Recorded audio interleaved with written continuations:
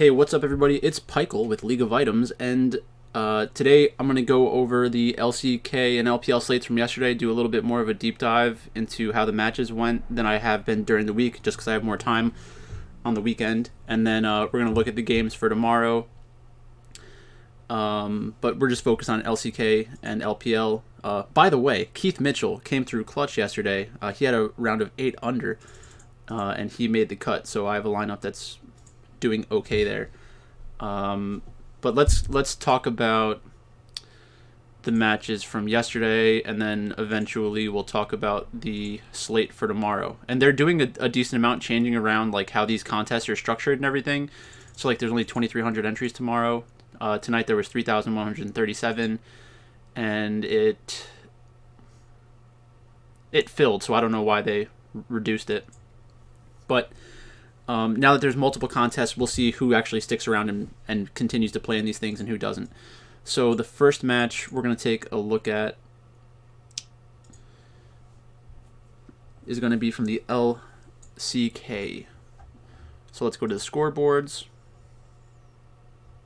Hopefully they're up. We want week 1, 2. All right, so these are the matches from yesterday, and I did not watch these matches, but I know the winners. Okay, so first up we have KT Rolster against Live Sandbox, and this was my write-up from yesterday. We'll probably have low ownership. The only team I think that will be lower owned is LGD. I don't think either team is very good, but for DraftKings, you don't need to be good. You just need to get a lot of kills. I think I prefer KT to win outright. Don't love any of these guys for my captain, and I probably won't play much of them overall, but if you want to do it as a low-owned lineup, then I get it. And those are the kinds of decisions you have to make. So Blank played instead of Bonnie. I don't know if that was known like last night. I'm sure it was known around lock, but that's one of the frustrating things about the Korean matches. So we had Summit against Doran. I think that they're roughly the same skill level. Blank against Kroko. I liked Blank when he was on T1. I was surprised they moved away from them, but Kroko's fine and plays Graves, Nidalee, these kind of carry champions. So we have somebody like Kroko is playing the hard carry champions that farm a lot, and we have KT Rolster using Blank, who's more of an AP jungler in this match. Then we have Yukal played a good game of Victor, 7-0 and 6 against Azir. And then we have Samira and Kai'Sa, who are two of the most popular AD carries right now. Somebody from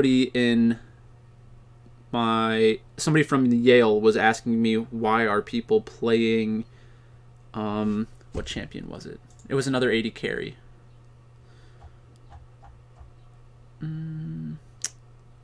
Xayah. So Xayah is a pick that we're going to see against Kai'Sa and Samira, I think, every once in a while, because it's a way to disengage as an AD carry, and it's not only like flashing away, you're also potentially doing damage and stuff like that. So it's a nice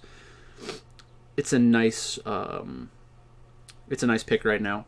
Not necessarily a blind pick, but you don't always need to blind pick it. So what is that? Okay, so Blank had a good game. Yukal had a good game and carried. I think... Let's see. Awesemo got a solo first using Hybrid as a captain, which is surprising. It was only 2-1 and 5 and 4-1 and 6. So I think it's just because it was a low-scoring night overall. 3 2-1s and 1-2-0, and this is something where, like, obviously the game not played bonus is big for tops and supports. So let's get back into here. So we see 1 2 3 4 5 6 7 8 9 10 10 out of the 10 champions played by supports last night were tanks.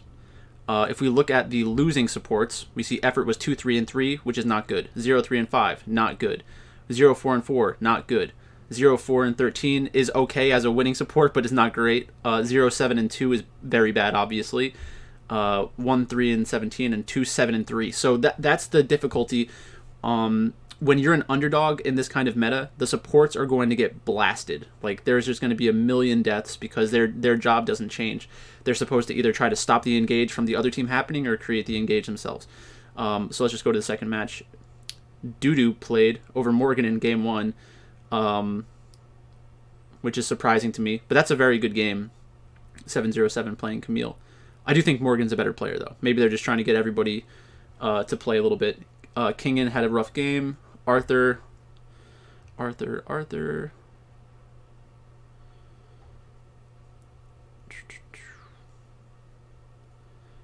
Okay, so Deft is the focal point still.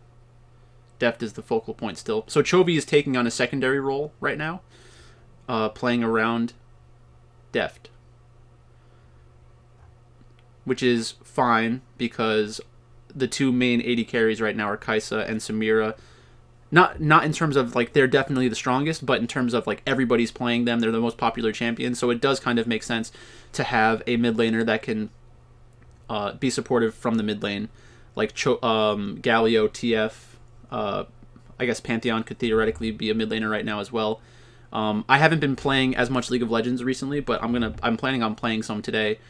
So I'll be trying out Pantheon in the jungle. I've played it before. I know how to play it, but I haven't done it in a while.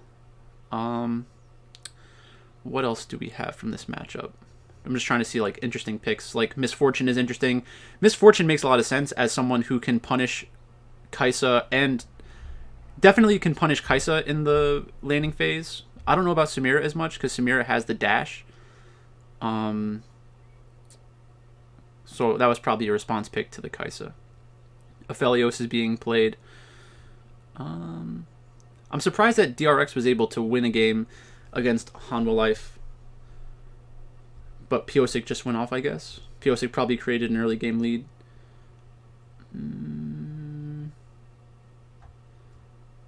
But the matches went about how I expected them to. So let's do the Hanwha Life against DRX is interesting because it's a few players DRX let walk away, meaning Chovy and Deft. DRX did win their last match, but a Freak of Freaks should have been able to sweep that. I'm not making big changes in grades yet, meaning how I like grade and rank teams, so I'll probably fade DRX. Chovy is a good captain for tonight, but tough to play them as a primary stack over the LPL teams. Maybe DRX will just have huge death totals and losses, but we can't know that yet. So they had 21 deaths, 23 deaths. So DRX is a team that will die a decent amount if you force the issue. And it's always like you need to have two willing parties to have these high kill totals, because you need to have a winning team that wants to get kills to do objectives, and like is willing to not just end the game because it's risky. Like they'd rather just reset and take another fight with a larger advantage, which is reasonable. It's just when you're playing against really good teams and you have a chance to win, you should just go for the win every time, in my opinion. I think in the long run it's the better way to play. But that's it. So those are the Korean matches. I know that a lot of people are complaining about Gnar being played a lot. Gnar is a really good champion when you're not blind picking it. So Gnar is a really good champion when you are winning too. If you have multiple lanes that are creating pressure, Gnar is a good champion. So I know that people are frustrated because it's being blind picked and like mindlessly chosen as a champion that is just like strong overall, when in reality there are a couple conditions that should be met with your team composition before you feel comfortable locking that in. And I think that's why people are being critical, but they do a bad job of verbalizing that,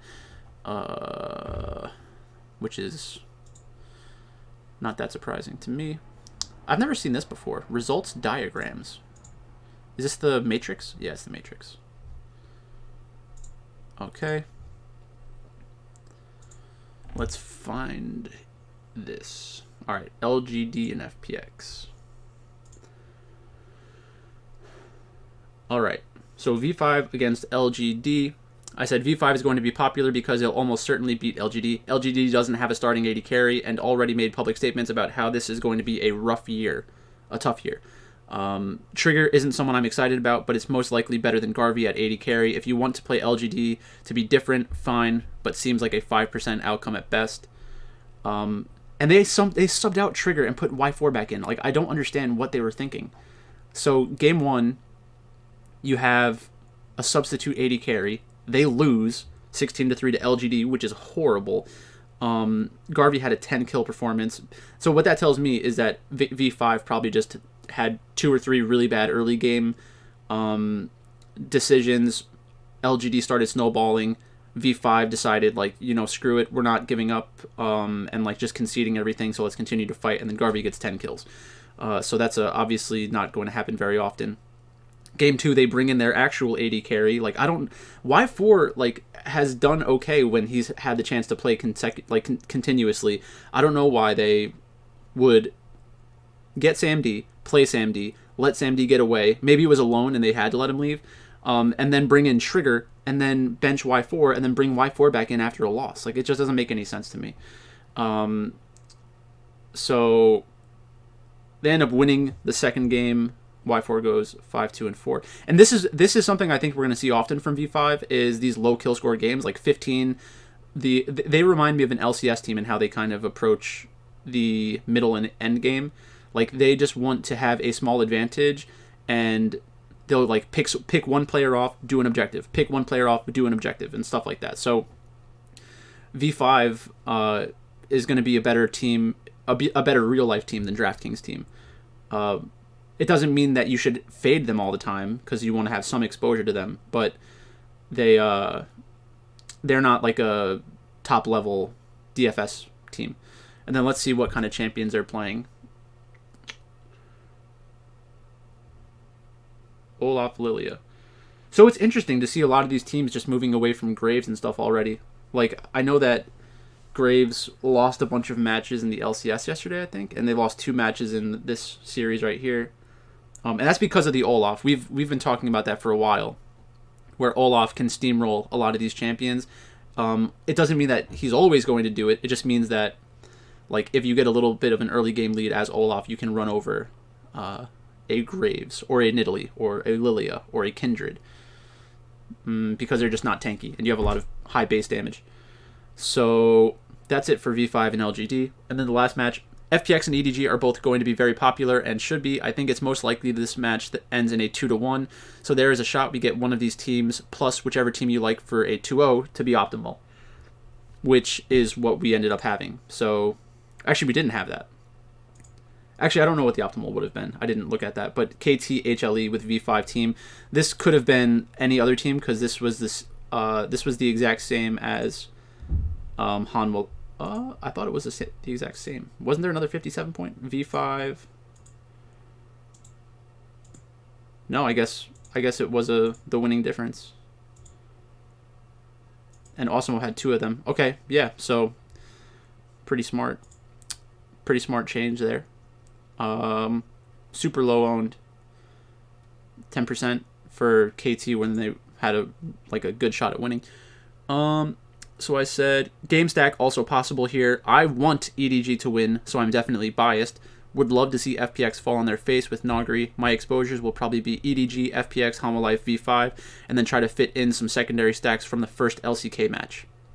So I should have had primary stacks from the first LCK match and then rotated around that. But that's obviously, I'm joking. That's not how I was going to play this one tonight. But let's look at the scoreboards.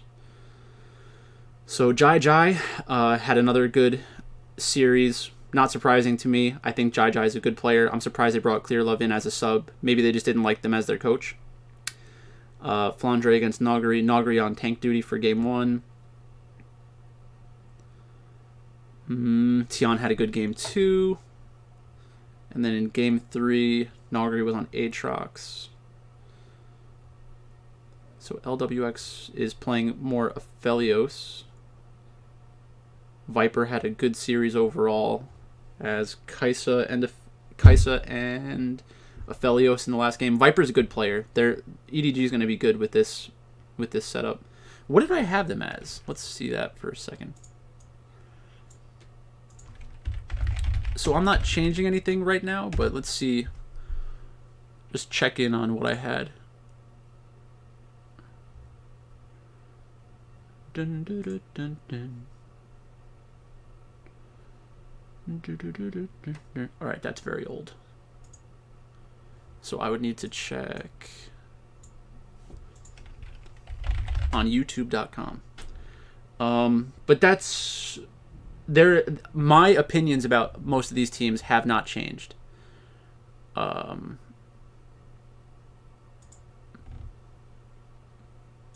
they shouldn't change yet until we get enough information to force us to change our mind on things like this. I'm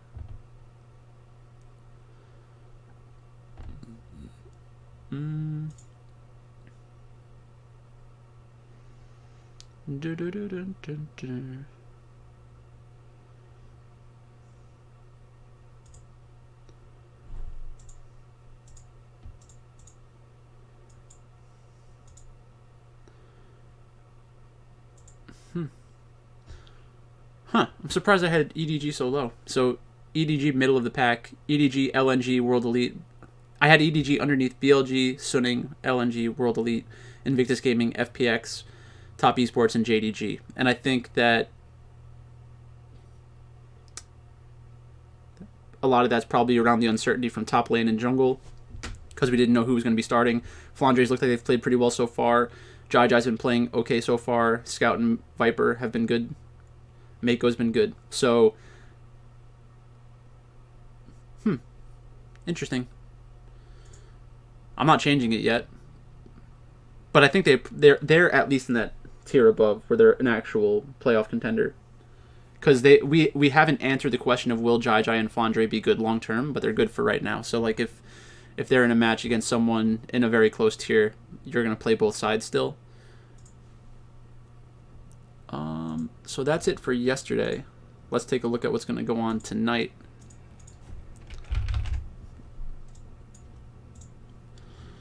Odds portal. All right. First game, Damwon against Nongshim. I like Nongshim a lot. Just as a team. I don't know why I closed out of Leaguepedia. Let's see. Whoops.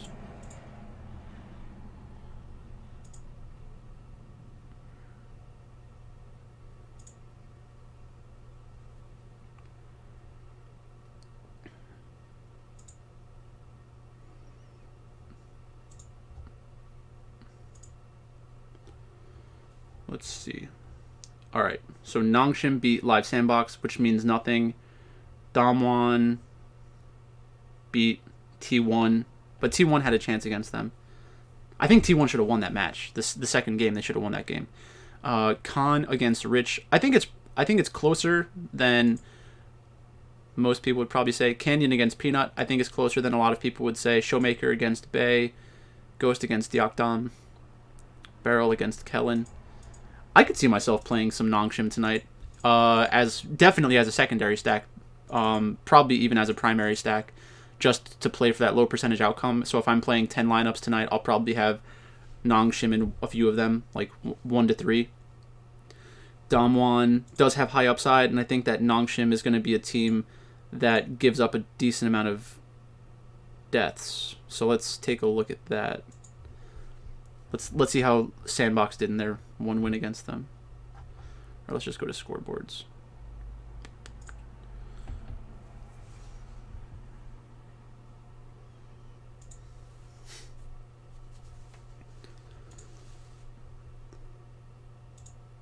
Yeah, 28-6. So I don't think this is going to necessarily happen often.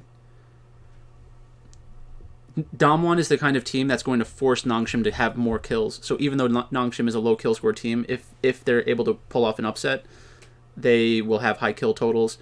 And in a 2-1. In a 2-1 it could be close, but I guess you're really hoping for Nongshim to be a 2-0. So maybe look for a real-life bet on that as well. Because it's possible. I think that T1 had a good chance against them, against Damwon Gaming. I don't think that Nongshim should be the favorite or anything like that, but that's a crazy number, plus 618. So I think Nongshim plus 1.5 maps is going to be really good. Probably on the money line would be fine. And then like an alternate line 2-0 would be interesting as a small bet. Or just make sure you get exposure to them on DraftKings because it's all kind of the same thing. You're playing towards specific outcomes. So, Showmaker against Bay is obviously a huge difference. Everything else is pretty close. So I'll probably play both sides of that match. LNG against TT. This is going to be fun to watch. Makuya against Chilizi. I don't think either are very good. Tarzan is better than anybody TT has in the jungle. Icon played really well in that first match.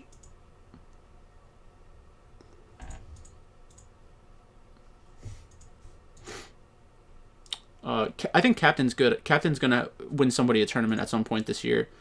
Light and TT. Actually, this could be a good spot for TT. Maybe everybody's just way too hyped about LNG.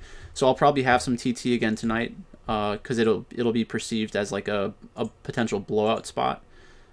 But I don't think TT is as bad as they looked in that last match. So I wouldn't be afraid of playing them in 1 to 3 lineups if I'm playing like 10. A Freak of Freaks and Bro. So we have Keen against Hoya. I prefer Keen. Dread against Umti. I prefer Dread. Fly against Lava. I prefer Fly. Bang against Henna. I prefer Bang. And Lahens against the Light. I prefer Lahens. So this is a spot where you want to try to get a 2-0 from a Freak of Freaks. So I'm not playing Bro. I'm playing both of these teams. And then World Elite and Invictus Gaming. I think some people will convince themselves that World Elite should be the favorite. So we could see some double dog lineups tonight being pretty good. Let's go to that.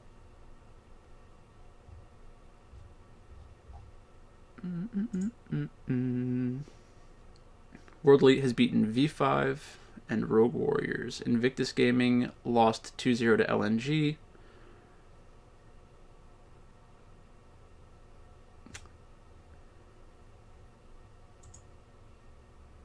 IG's minus 150. If Invictus Gaming beat LNG as well, this would probably be closer to minus 200. So let's go lane by lane. The Shy is better than Breathe. Shun and Beishang are very similar. Rookie is a better player than Shanks. And I think Shanks has been good so far. But playing against these other teams... Who's their mid laner right now? Forge? Right? Yeah, so Rookie's obviously better than Forge. And against V5, Rookie's obviously better than Mole. So Shanks has been able to contribute to the winning difference in these matches, and it's going to be much more difficult to do in this upcoming match. Do I fade World Elite? You can't fade World Elite. So you're going to have to get exposure to both of these teams as well. So this is the kind of night where I'm going to have to, if I wanted to cover, like, quote unquote, cover all my bases, I'd have to make a ton of lineups. First place 10K. So you really want to get that solo first. Like, that's I guess that's what Awesemo does every night, is just plays he max enters for the low owned combinations just so that every once in a while he'll win that first place. Pretty smart. He's pretty good at this stuff. So that's basically it. I think that my write-ups for Discord are going to kind of speak to how close a lot of these matchups are going to be. I'll probably...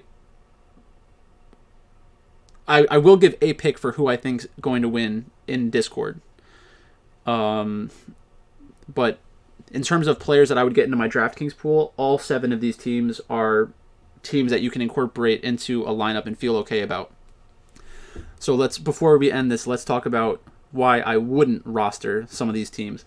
So for Nongshim, I wouldn't roster them because Damwon Gaming is very good, and Nongshim has shown in their wins that they are fine having like under 10 kills. And the reason that happens is because Peanut is a carry jungler and can just like squeeze out the other player from their own jungle, which makes them feel extremely weak, and then they're less likely to like try to make a game-winning play. Damwon, I wouldn't play Damwon. I can't really think of a good reason not to play Damwon.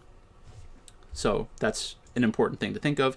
LNG, I could see them not doing well because if LNG is much better than TT, then it'll probably just be a steamroll and they won't have to get high kill totals in order to win. Like if TT just kind of not gives up, but doesn't continuously force the issue. And then TT, why would they potentially fail? Well, because they got blown out. If they won against LNG, Tarzan, Icon, like so if you think about Icon,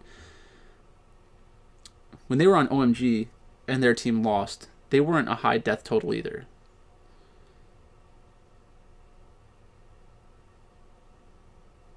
It's going to be tough to get TT into more than one lineup. But like, if you were max entering, you'd probably want to have a TT lineup with every other team besides Bro.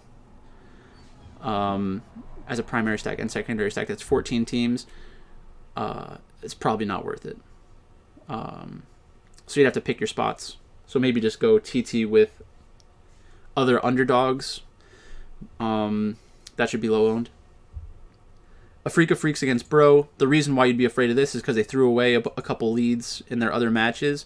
But they should win this match pretty easily. If they lose this, then it's going to be pretty concerning, I think, for a lot of people. I probably won't change my grade very much because I think the core of their team is still pretty good.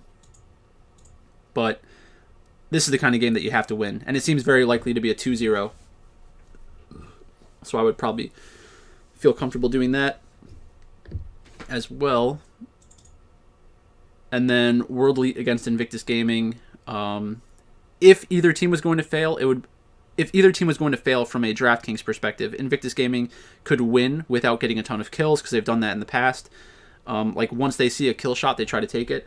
World Elite, on the other hand, if World Elite wins, they'll most likely be one of the two best teams on the slate because Invictus Gaming kind of just explodes when they lose. So it's a kind of a perfect spot for World Elite.